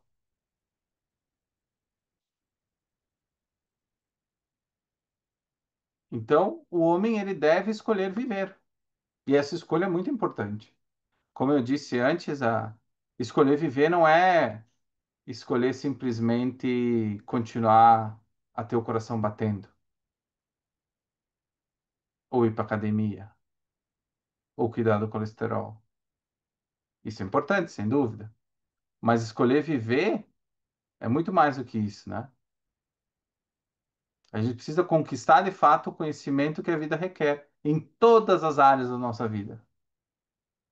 É uma coisa bem complexa. Aqui a gente está falando, obviamente, de uma vida plena, né? De uma vida racional, de uma vida de busca de florescimento. Não é uma vida de mendicância, uma vida de subsistência, como um animal selvagem. Não estamos falando desse tipo de vida aqui. E não quero essa vida e espero que vocês também não queiram essa, né? Então, para nós vivermos, nós precisamos de um esforço contínuo de conhecimento e ação. Ele tem que descobrir, o homem precisa descobrir as condições da própria existência. Tanto que a ciência todos os dias, é incrível, todos os dias tem novos artigos, o próprio Daniel me compartilha vários estudos também, que ficam procurando entender a nossa natureza. O que que a gente precisa para ter saúde física, por exemplo. Isso é um estudo diário, é uma pesquisa diária. Como é que nós fizemos para viver mais, para ter uma vida mais saudável? Não está pronto isso. Uma coisa que dá trabalho. E a gente só está falando de uma área da nossa vida, que é a saúde física e mental. Já é muito complexa. E tem ainda a decisão da nossa carreira, os nossos relacionamentos. Tudo isso significa ser humano. Prever o futuro, como é que eu vou fazer? Como é que eu vou planejar? Como é que eu vou buscar esses valores? Eu acordo de manhã, estou trabalhando, mas eu estou pensando o que que eu vou fazer de janta para de noite. E se eu tenho que ir na academia, e o suplemento que eu preciso tomar, e as minhas amizades, será que eu vou naquela festa ou não vou? É bem complexo o nosso processo de vida. Para o animal é muito mais fácil, já nasce programado, né? Nada disso, nada na nossa vida acontece automaticamente, né? Nós precisamos de princípios também para ganhar a nossa vida, a gente vai entender o que que isso significa, né? Por isso que a gente precisa desses princípios éticos que fazem o quê? Que ligam o conhecimento à ação. E a própria ética é uma descoberta, como a Rand fez. Ela não nasceu sabendo, opa, o objetivismo é a filosofia correta, e tem uma metafísica, uma epistemologia, uma ética e um guia para a ação. Pronto. É só pôr em prática. Não, ela também teve que descobrir. E o objetivista, o estudante de objetivismo, também tem que fazer essa descoberta. O religioso também tem que fazer essa descoberta. Apesar de supostamente sair mais pronto, né?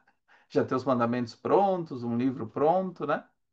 Ele precisa interpretar essas ideias, por mais que a gente considere equivocadas. Se ele quer viver através dessa moralidade, ele também precisa estudar, ele precisa também entender o que que isso significa para a vida dele. Por mais que a gente saiba que é contraditório. Mas ele também precisa fazer esse esforço, né? Comparando aqui, né? O urso, ele sobrevive hibernando lá 6 meses dentro de uma caverna. O homem tem que prever o inverno, plantar, colher, armazenar, se aquecer, comprar um ar-condicionado se vive num lugar muito frio ou ter uma calefação, como o Felipe deve ter na casa dele, né? O animal vive no presente. O homem precisa planejar e integrar o passado e o futuro. O animal está preocupado com o presente. Ele vive sempre o presente. A minha gatinha, ela tem um ritmo, ela tem uma rotina de vida que ela acorda, ela ganha um molho, às 9 horas ela ganha um churu, depois ela dorme, depois às 5 da tarde ela come de novo, depois ela dorme de novo. Ela sempre está vivendo o presente, ela não está planejando o futuro. Se amanhã não der comida, ela vai falecer, ela vai morrer. Ela não tem como, ela não tem outra coisa para fazer. A minha gata de casa, especialmente, ela não sabe caçar. Mesmo que eu soltar ela na rua, ela vai morrer. E mesmo os gatinhos de rua têm dificuldades. Coloca um gato no deserto, vai morrer também. Ele não consegue, não consegue fazer nada a respeito. Ele vive esse automatismo, né? E o ser humano não. O ser humano ele tem escolha de não viver assim. Muitas pessoas, infelizmente, vivem como animais. Mas essa é uma escolha delas. Não precisa ser assim, tá? Então, o instinto ele guia o animal, a moralidade guia o homem. Então, a vida humana, portanto, ela não é garantida pela natureza. Não tem garantia nenhuma. Ela é uma conquista. E o papel da moralidade é ensinar como conquistar de forma racional, contínua e livre. O Felipe traz aqui, né? Precisa de uma hierarquia de valores, como nós vamos ver, e princípios, que também nós vamos ver ao longo dessa aula. Senão é muito complexo, sem base, é um caos, né? O Eric fala do bêbado. O bêbado é um animal. De fato, ele fica desconectado da sua consciência, né? Em vários períodos do dia. Então, ele, teoricamente, ele não está agindo, não vai poder agir, né? De uma forma racional, né? A pergunta 11 que eu coloquei no material, que está na página 9, ela aborda, ela abre um pouco mais essa questão de agir em longo prazo, né? Por que que é necessário que o homem haja dessa forma, que ele pense nessas coisas, né? Então, como a gente viu na pergunta anterior, os animais já nascem com essa com essa programação, né? E o homem, ele infelizmente não tem como viver dessa forma. Eu não gostaria de viver como um gato, né? Mas comparando, nós não temos. O homem não tem como reagir só ao momento. Caso contrário, ele morreria, provavelmente, né, na natureza. Ele morreria se ele tentasse viver dessa forma, só reagindo ao momento.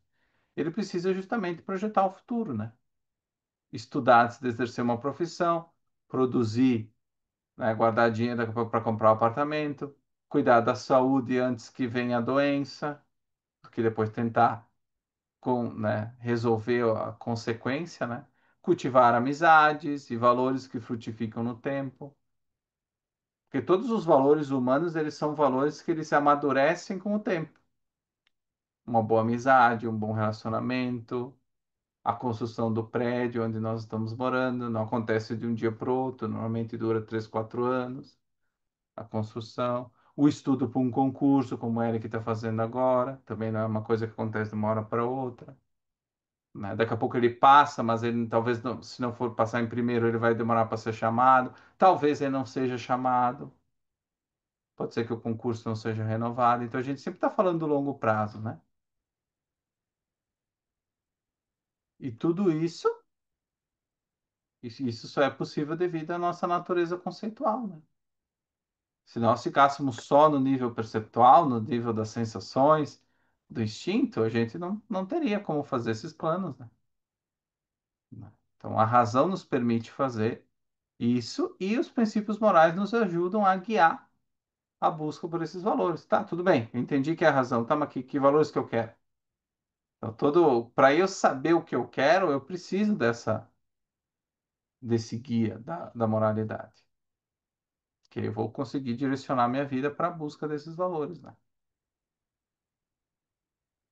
Então, o homem que vive, por exemplo, de impulsos ou conveniências do momento, né? O hedonista convencional, ele está fragmentado, ele vive de uma forma fragmentada. Ele busca prazer hoje e sofre as consequências amanhã. Já quem age segundo princípios, age com coerência temporal, com uma ideia de continuidade. Então, cada ação de hoje contribui para os resultados que a gente deseja amanhã. Fala, Eric. E até mesmo essa questão do concurso tem um risco, né? Por exemplo, não sei se vocês viram os noticiários Assim, recentes. A da menina comprou o gabarito do concurso, se eu não me engano, foi CNU.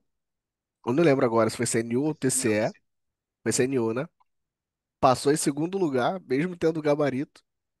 E aí todo mundo que fez o concurso que está estudando, sei lá, há mais de 6 meses, porque você quer passar, você tem que começar a estudar antes do edital sair. Sim. Todo mundo, o concurso foi anulado, não sei se será ou se já foi, e todo mundo tá ferrado.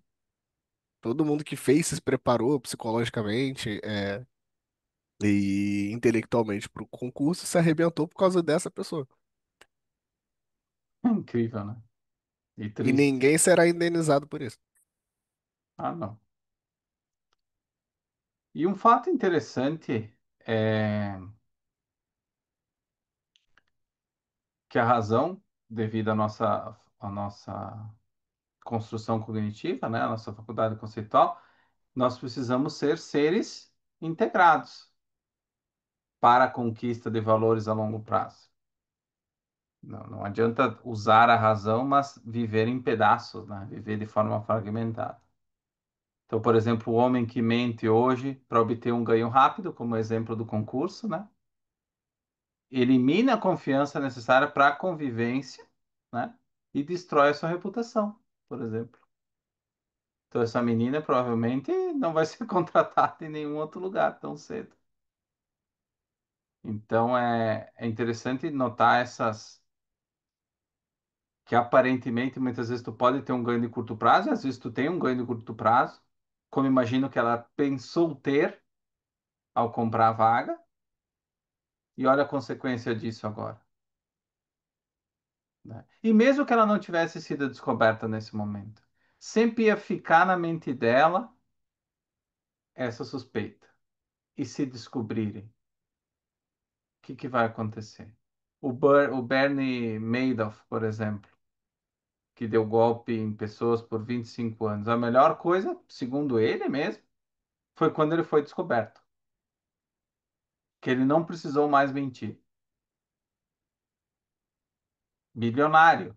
Então ele tinha dinheiro, ele teve o ganho de curto prazo. Mas isso tudo não foi suficiente para ele ter uma vida boa. Tanto que ele disse: não, eu prefiro ir para a prisão, eu prefiro que fique tudo liberado, que eu não preciso mais mentir.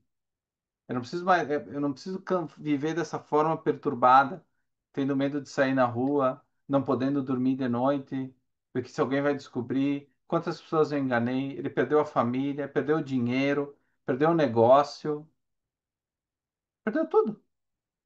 A única coisa que resta para ele agora é ficar na cadeia sem ter o peso dessa culpa. Quer dizer, ele ainda tem o peso da culpa, segundo as palavras dele, mas ele pelo menos se livrou de todo aquele outro peso extra que ele teve ao longo da vida, de mentir e tudo mais, né?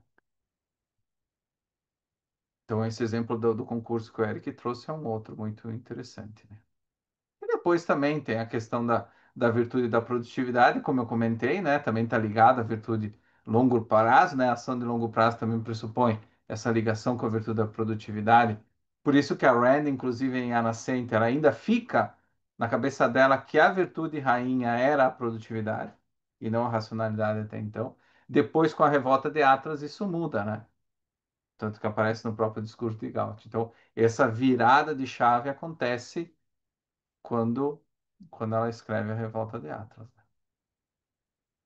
Então, pensar e agir a longo prazo é viver da forma humana. Essa é a nossa natureza.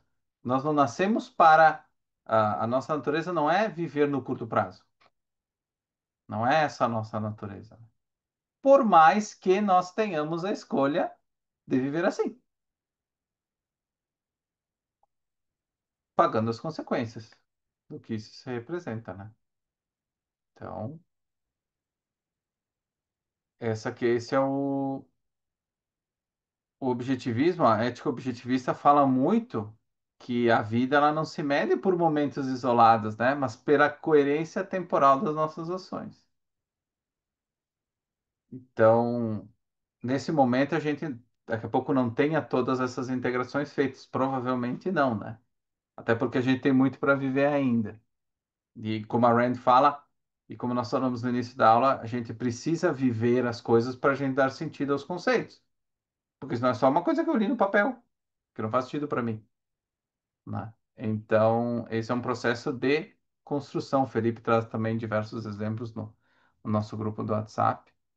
Então, é esse processo de conhecimento, de expansão do conhecimento, de tentativa e erro, de aprendizado, tá? Que tudo isso vai nos proporcionando viver cada vez mais como seres humanos.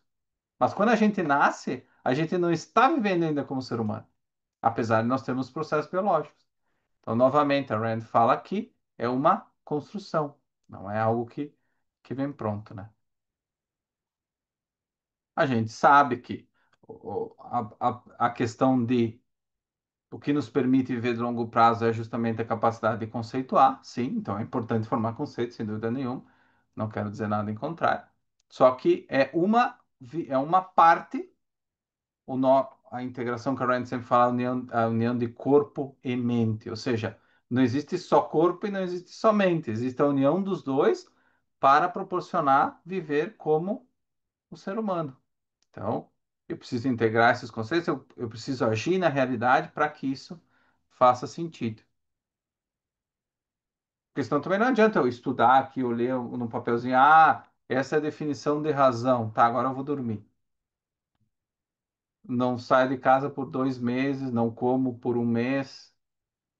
Estou aqui definhando, mas eu sei o que que é razão, eu sei o que é o conceito de razão, porque o Matheus deu a aula lá, ele passou o material, eu li, tá tudo certo.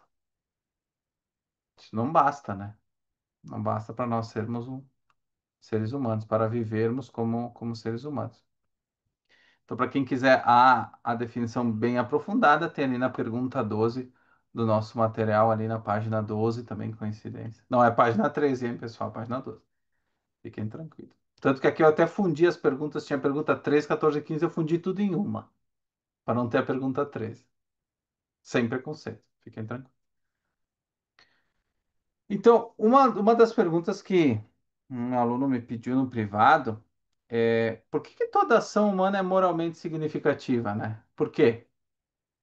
E por que a vida racional exige agir por princípios? Eu não posso falar, não pode fazer esse gesto aí, que senão o Daniel vai sair da sala. Desculpa, Daniel. Queria falar disso. Então, toda ação, vou responder por partes, né? Toda ação importa, ou seja, não existe zona neutra. Quando se fala de ação, não existe ação neutra. Então, nenhuma escolha do ser humano, para o objetivismo, pelo menos, ela é moralmente neutra. O ser humano, por sua natureza, ele precisa escolher as suas ações conscientemente, porque é a única forma que nós temos para escolher, né? E cada ato, grande ou pequeno, afeta o processo contínuo de sustentar a própria vida, como a gente falou, né? Por isso, mesmo as ações aparentemente triviais têm um significado moral, que varia conforme o contexto onde elas ocorrem. A gente viu essa reflexão há poucos dias, quando o Trump falou que usar paracetamol gerava o autismo, né? Então, quando a gente vê esse tipo de afirmação, a gente começa a se perguntar: de fato, usar paracetamol na gravidez faz mal? Ou qualquer outro remédio faz mal? Existem alguns remédios que comprovadamente fazem mal e não podem ser usados na gravidez. O paracetamol não é esse o caso, mas se sabe, por outro lado, que qualquer tipo de infecção pode levar, né, qualquer tipo de infecção pelo qual a gestante estiver passando, pode contribuir para problemas, inclusive o autismo, né? Mas a gente fazer essa afirmação, essa relação de causa e efeito diretamente, isso é errado. Então a gente tem que respeitar o contexto essas ações aparentemente triviais. Esse tipo de afirmação, ele pode ter uma consequência psicológica muito grande na cabeça das gestantes, como a gente viu, né? As da esquerda tomando paracetamol loucamente, né? As de parando de tomar paracetamol, ficando com febre e inflamação, gerando problemas no feto, que pode não ser autismo, mas gerando outros problemas. Então, é importante a gente notar o contexto, né? E levar isso muito a sério. Caso contrário, podem ter circunstâncias muito terríveis a respeito, né? Um exemplo simples que eu trago aqui, né? Nada a ver com paracetamol. Por exemplo, alguém decide tirar uma soneca, né? Então, depois de um dia produtivo, o descanso é benéfico. A gente sabe disso, né? Dormir bem, restaura as energias, preserva a saúde, permite que o corpo faça todos os processos biológicos que precisa, né? Só que se eu dormir no expediente, pode custar meu emprego. Se eu dormir na mesa do trabalho, né?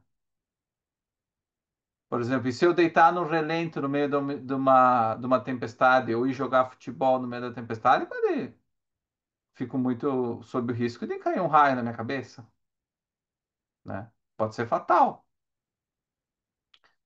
Então, o ato físico é o mesmo, a soneca. Mas o seu valor moral muda conforme a relação com a realidade e os valores em jogo, o contexto que eu estou fazendo aquela atividade ali. Então, assim, a moralidade é um guia constante da ação. Ele não é só para situações extremas, como a Rand fala, né? Situações de emergência. A moralidade, a gente precisa saber decidir em situações de emergência. Mas a moralidade é diz respeito a todas as nossas ações, não só as questões de emergência. Não é só quando a gente estuda o dilema do trolley, para ver se eu vou atropelar um ou vou atropelar cinco pessoas nos trilhos. A ética não é para isso, para esses casos, ah, entre aspas, border, né, limítrofes. Pode ser usada também, vai guiar também essas. Mas a nossa moralidade, a ética, não é para esses casos específicos, principalmente, mas sim para nós discutirmos, para nós vivermos a nossa vida, né? Então, cada decisão participa na direção geral do indivíduo, né? Aproxima ele ou afasta ele da sua meta maior, que é viver racionalmente e, em última instância, o florescimento humano, que é um tema que o Aristóteles fala muito. A Rand não usa tanto esse termo florescimento, né? Mas o Aristóteles traz isso como objetivo final, né? A Rand fala de felicidade, né? Principalmente. Mas o Aristóteles explora mais essa questão florescimento, que teoricamente teria parece uma característica um pouco mais ampla, né? Do que felicidade. Mas não é o tema da nossa discussão atual, então fica para a próxima. Então, o princípio moral, como a gente viu, a gente sempre fala falar de viver com princípios, né? Mas o que que significa? O que que é um princípio moral? É uma generalização abstrata que identifica o efeito de certo tipo de ação, né, sobre a vida humana. E como uma lei ética, né? Então, de certa forma, condensa essa experiência e o raciocínio humano em um guia prático de conduta. Então, esse é um princípio moral. E por que que o homem precisa de princípios? Porque a mente dele é conceitual, ela lida com fatos complexos e longos intervalos de tempo. Então, para a gente não viver no meio do caos, a gente precisa de princípios, né? Então, sem abstrações e integrações, a gente ficaria perdido diante das diversas situações da vida, né?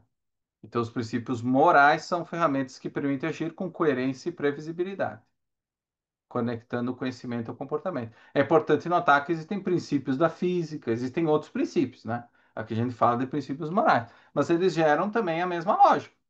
A partir do momento que eu tenho princípios da construção, esses são princípios que continuam ao longo do tempo. Da mesma forma que os princípios morais, eles guiam a construção do prédio ou da casa. E os princípios morais guiam a nossa ação de acordo com a nossa natureza. A gente precisa desses princípios para a gente ter essa coerência e previsibilidade. Como eu disse, é uma escolha também. Tem pessoas que preferem viver no caos. E essa é uma escolha deles também. Então, para o objetivismo, os princípios eles são objetivos, porque eles se baseiam no fato da realidade, como a gente já viu, e na natureza do homem. Então, agir por princípio não é seguir uma regra cegamente, como no caso da religião. Isso não é um princípio. Mas compreender três elementos em conjunto: o princípio em si, o valor que ele protege e o contexto em que ele se aplica. Então, a estrutura princípio, valor e contexto impede tanto o moralismo rígido quanto o relativismo sem critério. Por exemplo, assim, não mentir. Não posso. Não posso mentir. A Rand não fala isso, por exemplo, né? Se o cara tá querendo entrar na minha casa e dizer, não, tu tem que me dar todo o teu dinheiro e tudo. Eu posso dizer, não, eu só tenho esse dinheiro aqui. Ou eu posso dizer, não, aquela pessoa que tu está procurando não está em casa. Então, eu posso usar da mentira dentro de um contexto específico e ser moral ao mesmo tempo. Né? O que que a Rand fala? Que tu tem sempre que entender o teu contexto. É que nem o contexto da soneca, né? Não existe soneca é bom. Sempre, em todos os contextos. Não. Mentir também é a mesma coisa. Jogar bola. Outro dia eu estava pensando, eu jogo na terça de noite e eu fiquei pensando assim, nossa, eu gostaria de ter melhor domínio da bola, né? Queria ser um jogador melhor. Mas se eu comprar a bola e começar a jogar ali no meio da rua, ou sair caminhando com a bola, chutando a bola, será que isso vai melhorar? Não, mas aqui eu moro num lugar que está cheio de morro. Então, quando eu vou chutar a bola, vai voltar, vai sair correndo, ter correndo atrás da bola. Então, nesse contexto, não vai me adiantar eu ter a bola ou tentar treinar. Por mais que seja uma boa coisa, eu quero treinar para ter o melhor domínio de bola. Mas no meu contexto aqui não me favorece. Não tem um campo aqui perto, eu não posso jogar dentro do meu apartamento de noite. Então, se eu consigo jogar bola em qualquer lugar é bom? Não. Jogar bola dentro do mar não é bom para mim. Não é um valor para mim. Por mais que eu goste de jogar bola no campo de futebol 7. É lá que eu tenho que jogar. É lá que jogar bola é bom. Fora de lá não é bom. Não cumpre, não é um valor para mim. Então a gente tem que sempre cuidar isso para a gente não entrar num moralismo rígido. Tipo, aborto é proibido, aborto é ruim. Aborto é ruim, é uma regra. Não pode. Não pode, não interessa. Deus diz que não e é não. Não pode. Um mandamento, tem outros mandamentos que vocês podem escolher. Honrar pai e mãe. Pô, mas assim me abusaram, não cuidaram de mim, me fizeram passar fome. Como é que eu vou honrar essas pessoas? Amar o próximo como a si mesmo. Não importa, tenho que amar. O cara vem aqui me dar uma facada, tenho que amar ele. Como assim? Eu tenho que ser, eu trouxe esse exemplo em umas aulas anteriores, né? Boa pessoa é aquela que é amiga de todo mundo. Que a pessoa estranha, cumprimenta todo mundo, é legal, é parceiro. Na verdade, não é, ela não está fazendo isso. O que ela, como ela é vista pela pessoa? Ela é o chato, inconveniente. Então, eu não estou sendo uma boa pessoa nem para mim e nem para os outros. Só que para isso eu preciso ter a noção do contexto. Eu preciso seguir isso. Eu preciso ter o princípio, um valor, por exemplo, eu quero amizade. O que que eu preciso para isso? Eu preciso fazer um diverso conjunto de ações. E uma amizade faz sentido dentro do nosso contexto aqui de aula, no contexto de trabalho. Agora, como é que eu vou ser amigo do cara que quer me bombardear? Se eu estou num país de guerra, não sei como ser amigo dele. Eu não tenho como ter uma relação de amizade com ele. Por mais que Deus diga que tem que amar o próximo, eu não tenho como amar ele. Como é que eu vou amar ele? Vai estourar uma bomba na minha cabeça? A gente tem que cuidar com esses moralismos rígidos, porque eles realmente eles podem gerar, né, a partir do momento que tu tem uma compreensão errada do que é um princípio moral, tu pode cair no moralismo rígido. Tu pode cair nessa armadilha, né? Nessa rigidez do não poder, do não dever, sem o contexto dos fatos da realidade. É muito fácil cair nisso, né? Tá, mas por que que então agir por princípios é a única forma eficaz, né? Porque é a única forma que respeita a realidade. Quem age por princípio entende que os resultados desejados dependem de causas específicas e previsíveis, como o Eric estava falando no início da aula, na questão do amor, por exemplo. Amor à primeira vista. As pessoas gostam de falar as histórias, né, os romances de Hollywood, dos filmes. É tudo perfeito, não tem esforço nenhum, é só bater o olho e curtir. Isso aí acabou, é amor, para sempre. E foram felizes para sempre. Não tem esforço nenhum, tá pronto. Só faltava achar. Aí tu, agora que tu achou, terminou. O esforço terminou. É só curtir, curtir a vida. E a gente sabe que não é, que esse amor ele não existe, né? Esse amor, esse tipo de amor romântico não existe, né?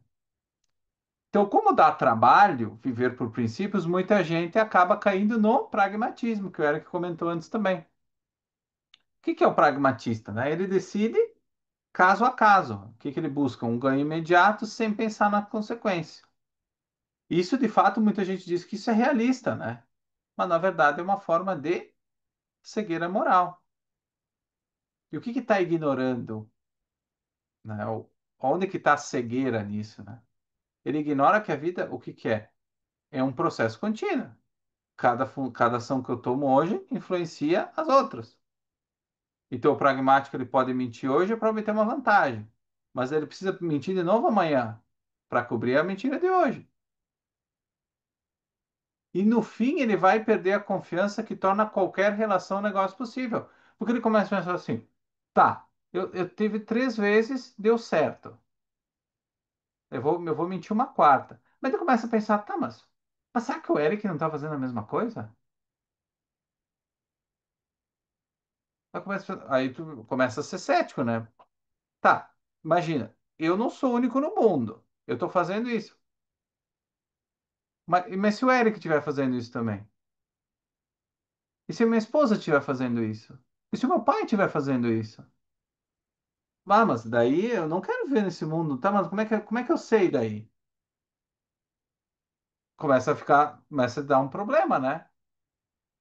Opa, o que que tá acontecendo? Que mundo é esse?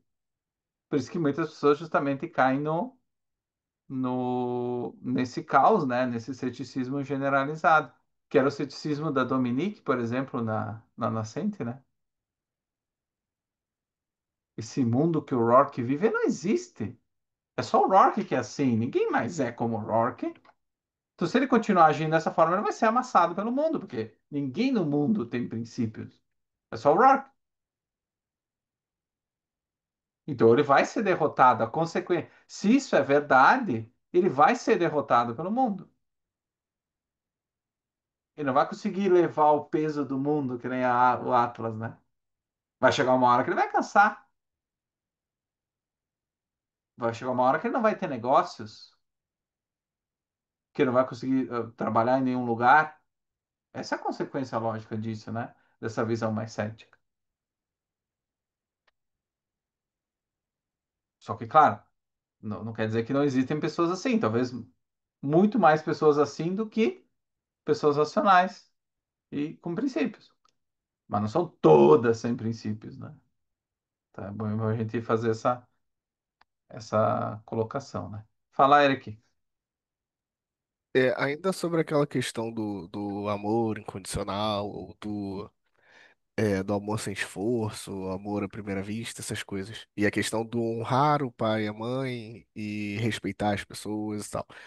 Tem um perfil no Twitter que às vezes ele tem algumas coisas interessantes, que o nome é Making Off da Vida Alheia. São pessoas que Opa. ficam mandando uma caixinha para a pessoa poder compartilhar com os outros. Eu vi uma caixinha hoje que eu justamente estava pensando sobre isso. Tipo, a menina diz o seguinte, é uma pessoa anônima. Ela, minha sogra, me odeia, me expulsou da casa dela grávida da neta e me humilhou. E agora eu sou errada por eu querer que ela não tenha contato com a minha filha. Tipo, com certeza você não está errada em que não Ah, querer que a sua sogra, que é um ser humano horrível, tenha contato com a sua filha, porque provavelmente vai fazer mal para sua filha também. Mas o marido, ele acha que ela tem que deixar a mãe dele, que é esse ser humano horrível, ter contato com a filha. E aí eu fui e comentei, eu falei, cara, vocês têm que parar de se sacrificar, de achar, de normalizar sacrifício, cara. Isso é imoral. A sua sogra é o pior ser humano que existe no mundo. Porque você vê que não tem como. Como é que essa mulher vai amar essa sogra se a mulher expulsou ela de casa grávida? Da neta dela e agora quer se aproximar ela da disse neta. claramente, ela disse claramente assim, olha, a tua vida e a vida desse ser não são valores para mim. Isso, Eu não quero exatamente. saber o que que vai acontecer contigo. Eu não quero que tu fique aqui. Se tu vai ser Exatamente. atropelada na rua, se tu vai morrer de fome, não me O interessa. problema é seu. Sim. Não, tu não é um valor para mim, tá pronto. E assim, pronto. Eu não sei o contexto da decisão da mulher, não tenho a informação. Mas ela já disse o que ela quer. Aí, assim, se ela fazendo essa pergunta, ela diz assim, ela se sente culpada, provavelmente, que ela quer que a filha tenha Sim. contato com a avó. Porque o marido fica em cima, Tipo né? isso. Tipo, não, tem que deixar, ela tem que ter contato com a minha filha assim. Não, não tem, cara. Não tem. Se a mulher, por exemplo, ela se arrependeu do que ela fez. Ela vai ter que fazer todo um processo de construção para recuperar a confiança daquela mãe, daquela criança. Dizer, olha, realmente, ela pode se explicar, dizer, não, eu vou me tratar, pode inventar qualquer coisa. Daí, claro, a pessoa ela vai ter que julgar se isso é correto ou não, né? Se é suficiente pedir desculpa ou não, dentro do contexto dela. Mas ela vai ter que fazer todo um esforço para merecer essa reaproximação. E não através da culpa. Porque eu não tenho, analisando essa caixinha, claro, eu não tenho nenhum indício que aquela mulher mudou, aquela que expulsou de casa. Eu conheço essa. Pode ser que ela mudou, daí tudo bem. Mas dentro do contexto das informações que a gente tem, não faz sentido nenhum ela querer aproximar, né, a Mas aí criança. eu vou arriscar, já é outra coisa, entendeu?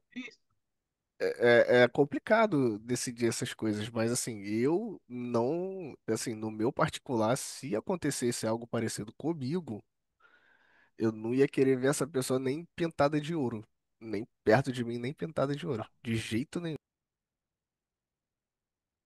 É uma. E a gente traz o efeito eu digo o exemplo da caixinha, mas isso é muito mais comum do que a gente imagina, né? Esse exemplo específico é muito mais comum do que a gente imagina, né? No mundo real, né? Eu digo, na vida das pessoas, tá?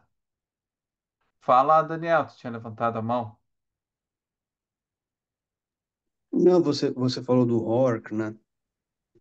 Que, que a Dominique disse que ela não acreditava nele, né? E achava que ele seria destruído. Mas muito se pensa que ah, o mundo está certo e você acha que você está certo. O mundo é que está certo, né? E na verdade, no caso do Howard, o mundo estava errado e ele que estava certo. Exato. E eu acho que isso fala, expandindo um pouco a questão do pragmatismo também no campo da ética, que a gente vê isso muito nos negócios, né? Nas decisões de compra e venda, né? Eu me lembro da época da empresa, muitas vezes o vendedor ligava para o cara para fechar o mês. Disse, cara, adianta aquela compra de fevereiro, porque eu tenho que fechar janeiro. Só que fiquei abaixo da meta. Manda o pedido aqui, eu faturo como janeiro. Só que não era de janeiro, era de fevereiro. Aí tu continuava com esse rolo, né? Com esse rolo compressor. Ia fazendo isso todos os meses. Só que chegava no último mês, aí a venda ia lá embaixo, porque tudo foi adiantado. Chegava dezembro, não cumpria a meta ficava muito abaixo. Aí o chefe pedia, tá, mas o que que aconteceu? Estava batendo as metas, agora perdeu tudo. Aí a gente vê um tipo de contabilidade criativa, como tu comenta ali, Daniel. É justamente isso. E isso é uma forma, esse é um tipo de pragmatismo moral, ou seja, não existem princípios fixos de conduta e certo e errado. Tudo é avaliado de acordo com o que funciona em cada situação. Então, a moralidade, para essa visão, não é um sistema de causas e efeitos previsíveis, mas um campo experimental. A gente vai testando, né? Vamos improvisando e vamos vivendo, um dia após o outro, né? Como bom, o jeitinho brasileiro é um exemplo de pragmatismo moral. O jeitinho é só para aquela situação, é só para aquele problema, ou para um problema que dá no dia seguinte. Ele não é uma solução ao longo do tempo. Ele é só um quick fix, né? É uma correção rápida para alguma coisinha que está acontecendo naquele momento. Fala, Eric. INSS. Ah, sim, exato. Exatamente. Brincadeira, falando sério. O INSS, assim, a cada 5 anos ele sofre uma reforma. Sim. Vamos dar um jeitinho aqui agora. Não, que antes estava errado, agora ele vai estar certo. Aí daqui a 5 anos, mexe de novo. Não, que agora vai dar certo. Antes estava um pouquinho mais errado. Aí mexe de novo. Não, daqui a pouco vai funcionar. E de 5 em 5 anos toma a reforma de INSS e todo mundo se arrebenta. Eu sinceramente, pensando em aposentadoria via INSS, eu nem sei se na hora que eu for me aposentar, eu vou conseguir chegar lá, que a idade continua indo mais para frente, sei lá, eu tenho que viver 80 anos para começar a receber. Eu vi em algum lugar, agora momento Peter Kitchen, tá? Eu vi em algum lugar que aumentaria para 70 e poucos anos, mas teria que confirmar. Mas assim, nós não sabemos nem se nós vamos conseguir nos aposentar quem depende do INSS, né? Quem não investe, enfim, em Sim. aposentadoria privada. Porque nós estamos pagando, na verdade, a aposentadoria de quem está se aposentando agora. Nós não Ah, estamos fazendo uma calção da nossa aposentadoria. Quem vai pagar a nossa aposentadoria nem nasceu ainda. A gente está na exato. faixa dos 20 e poucos, 30 anos, 25 a 30 anos, 40, a gente não vai se aposentar agora. E quem vai pagar não nasceu ainda. Essa pessoa vai nascer daqui a 20, 30 anos. Eu tenho a confiança que o Daniel vai ser um grande gestor de fundos aí e vai me bancar. Essa é a minha esperança, né, Daniel? Obrigado pela confiança. Isso aí. Tamo junto, tamo junto. Tô contando contigo. Mas eu digo assim, por que que as pessoas recorrem ao pragmatismo, né? Eu já tive vários casos que a pessoa diz assim, é porque ele parece sensato, né? Eu tenho que resolver um problema agora, eu tenho que dar o meu jeitinho aqui.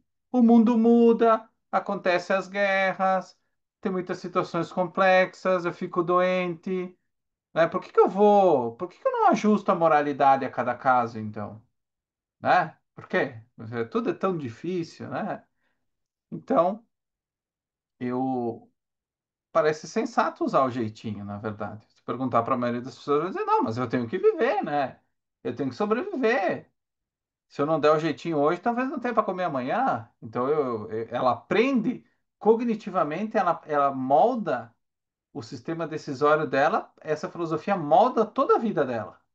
Então ela não vai viver no jeitinho só para conseguir a comida. Ela vai viver no jeitinho no relacionamento, ela vai viver no jeitinho na hora de fazer a tarefa para entregar na faculdade, ela vai dar um jeitinho na hora de organizar o churrasco do fim de semana.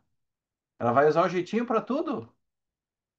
Porque a Rand sempre diz que mesmo que a gente não saiba, a gente tem uma filosofia. Ela pode ser toda fragmentada, mas nós temos uma filosofia. O ser humano ele precisa, ele busca a integração. Não tem ninguém que diz assim: "Ah, eu quero ter conflitos emocionais. Acordei de manhã, minha vida está muito boa, quero ter conflitos emocionais. Quero ter problemas financeiros." Ninguém nasce assim, né? Todo mundo quer ter uma boa situação financeira, não sofrer, ter um bom relacionamento. É isso que o ser humano quer. Por mais que ele não diga, por mais que ele não saiba conscientemente e não trabalhe a respeito. Mas a nossa natureza é essa, a gente precisa, a nossa natureza é de longo prazo. E para nós vivermos de longo prazo, nós não podemos viver com contradições em todas as áreas da nossa vida. Senão a gente não está vivendo, a gente está só sobrevivendo, esperando a morte. Na verdade é isso, né?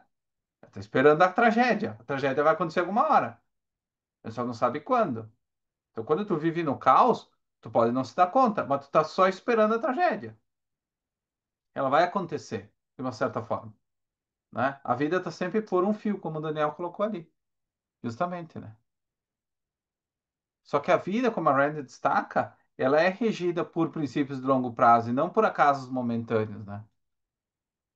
Então, quando a gente vive de forma desintegrada, a consequência provável é a tragédia. A mais provável é a tragédia, né? Então, E depois, claro, ao longo da obra, a Rand aprofunda, né? O que que isso significa epistemologicamente, moralmente. Então, é importante a gente ter isso bem claro, o que que significa pragmatismo, né? Porque para a maioria das pessoas, ser pragmático é o quê? Não é no sentido filosófico, né? Mas sim de fazer a coisa acontecer. Tem uma conotação positiva, né? Ser prático, exatamente, é sinônimo de prático, né? Nós temos que ser prático, nós temos que fazer acontecer, né? E justamente essa ideia da questão de teoria e prática dissonantes. Eu, eu gostaria de agir como a teoria, eu gostaria de agir como objetivismo, como eu estou estudando aqui na sala de aula, pena que o mundo não é assim. No mundo eu tenho que agir diferente. Nos meus negócios eu tenho que agir com jeitinho, dar um golpezinho aqui, mentir lá. O mundo é assim. A visão Dominique, né? A visão Peter Keating, ou é segunda mão ou é cético. Uma das duas. Não tem Rourke. A opção Rourke não existe. O que existe é a opção segunda mão ou a cético. É isso aí. Cético, não ascético, né? Perdão, para não ficar confuso. Então, pessoal, essa era. Depois, nas últimas duas páginas do nosso material, tem, tem um aprofundamento um pouco maior da questão da razão como absoluto, que eu acho que isso já ficou bem claro nas nossas discussões hoje, né? E o que que é aceitar a razão como absoluto para a gente fechar a aula? É integrar o mesmo padrão de julgamento em todas as áreas da tua vida. Então, se o jeitinho ele é aplicado para todas as áreas da tua vida, aceitar a razão como um absoluto, a ética objetivista, é integrar o mesmo padrão de julgamento para toda a tua vida. Seja para a decisão que eu vou tomar hoje, seja para o investimento que eu vou fazer amanhã, para o relacionamento que eu vou ter depois, né? Outro aspecto, aceitar que a realidade é a autoridade final e que a gente não consegue, infelizmente, viver com um pouquinho de razão e um pouquinho de racionalidade. Isso não é sustentável. A Rand sempre dizia que a tendência é que a irracionalidade vá engolindo a razão ao longo do tempo. Então, esse compromisso com o absolutismo da razão e da realidade é o que nos permite, por exemplo, ao longo do tempo, ter um alinhamento entre a razão e as emoções, né? Então, eliminar os conflitos emocionais, eliminar os problemas de saúde, ter uma saúde mais, né? Ter mais saúde, ver uma vida mais saudável. Aquilo que a Rand fala, né? Garbage in e garbage out, né? Lixo para dentro, lixo para fora, né? Então, se eu colocar para dentro lixo, a consequência vai ser lixo também para minha vida. Então, eu tenho que me alimentar bem, fazer um planejamento de longo prazo, cultivar minhas relações para não perder elas, né? Então, isso que é para Rand significa a razão ser absoluta, né? Quando a gente adota esse absolutismo da razão, a gente tem a tendência a nos tornarmos cada dia seres mais integrados, que é o que nós somos, né? Essa é a nossa natureza. Nós não somos seres desintegrados, né? Então, só que claro, né, pessoal, é bem óbvio que esse não é um processo fácil, não é automático, né? Se fosse automático, talvez seria melhor, né? Seria bem mais tranquilo. Mas ele exige todo um trabalho da nossa parte, né, como seres racionais. Então fica muito claro que a importância da razão, a noção de que só existem valores através da questão das alternativas, né? Então a vida é o critério, a busca de valores é um processo de retroalimentação, né? Ou seja, eu vou conseguindo valores para manter a vida, aí eu mantenho a vida para buscar mais valores. É um esforço circular. Né? Muitas pessoas têm uma interpretação equivocada que a vida seria o processo de vida e busca de valores era como um estilingue, né? Tipo um chicote, vai e volta, né? Mas na verdade é circular, porque se o chicote voltar muito rápido, ele machuca a gente também, né? Então nós temos que ter essa noção de circularidade. Então, por exemplo, eu posso ter uma busca de valor que está legal, que está integrada, por exemplo, na saúde, mas eu ter o caos de vida financeira. Eu ter um caos na minha vida pessoal, na minha vida psíquica, né? Viver cheio de conflitos emocionais. Então, uma parte tá ok, mas é muito mais chance de que essa parte que não tá ok, ela vá minar a parte que tá ok hoje, né? Então, é um esforço que ele se dá em diversas áreas ao mesmo tempo. E a nossa vida, pelo menos a maioria da vida das pessoas, ela não se dá por fase. Ou agora tem a fase financeira, a fase romântica, a fase de amizades, né? A nossa vida ela se dá tudo ao mesmo tempo. Gente, por isso que é importante ter uma vida de princípios, né? Porque aí sempre que eu tiver uma decisão a tomar, eu vou recorrer aqueles princípios basilares, né? Vou ter essa clareza do que eu quero, dos valores que eu quero, como eu vou responder às situações. Quanto maior essa clareza, mais fácil fica a vida, né? Nossa vida como seres humanos. Mas não é fácil. Isso é certo que não é. Então, quanto antes a gente começar a trabalhar nesse sentido, melhor, né? Mas antes a gente vai conseguir ter essa clareza e fazer acontecer, né? E buscar, então, no final lá, alcançar aquele estado de alegria não contraditória que a Rand fala, né? Na virtude do egoísmo, né? É uma integração, exatamente, esse processo de integração, que também não se dá do dia para a noite, né? E não tem como pegar emprestado. Não adianta eu ler só, né? Não adianta eu fazer a aula aqui, ter a definição, o conceito de razão muito claro na minha mente, decorar ele, ou pegar tudo que a Rand falou e dizer assim, não, mas a Rand disse que era assim. Não, não funciona, né? Você tem que fazer esse esforço de integração na sua própria vida. Bom, Com respeito à aula, era isso. Se tem alguma dúvida, pessoal, podem, podem compartilhar. E domingo eu vou, digo, sábado de tarde eu vou dar essa mesma aula para o pessoal do Atlantis. Então, se vocês tiverem interesse, vai ser mais ou menos o mesmo conteúdo. Se alguém tiver interesse, me pede. Eu acho que não tem problema em participar. Seria uma honra ter vocês também lá. Vai ser da uma às 3, eu acho. Então, a participação de vocês é legal também. Prometo que fico quieto. Não tem problema. Vai ter alguns ajustes na aula, vai ter alguns conteúdos que eu vou colocar, outros que eu vou tirar, porque é um público introdutório, nem em princípio. Mas se vocês quiserem participar, são bem-vindos também. Então, um abraço, gente. Ótima noite. Amanhã, então, a gravação e o material ali disponível para vocês. Um abração.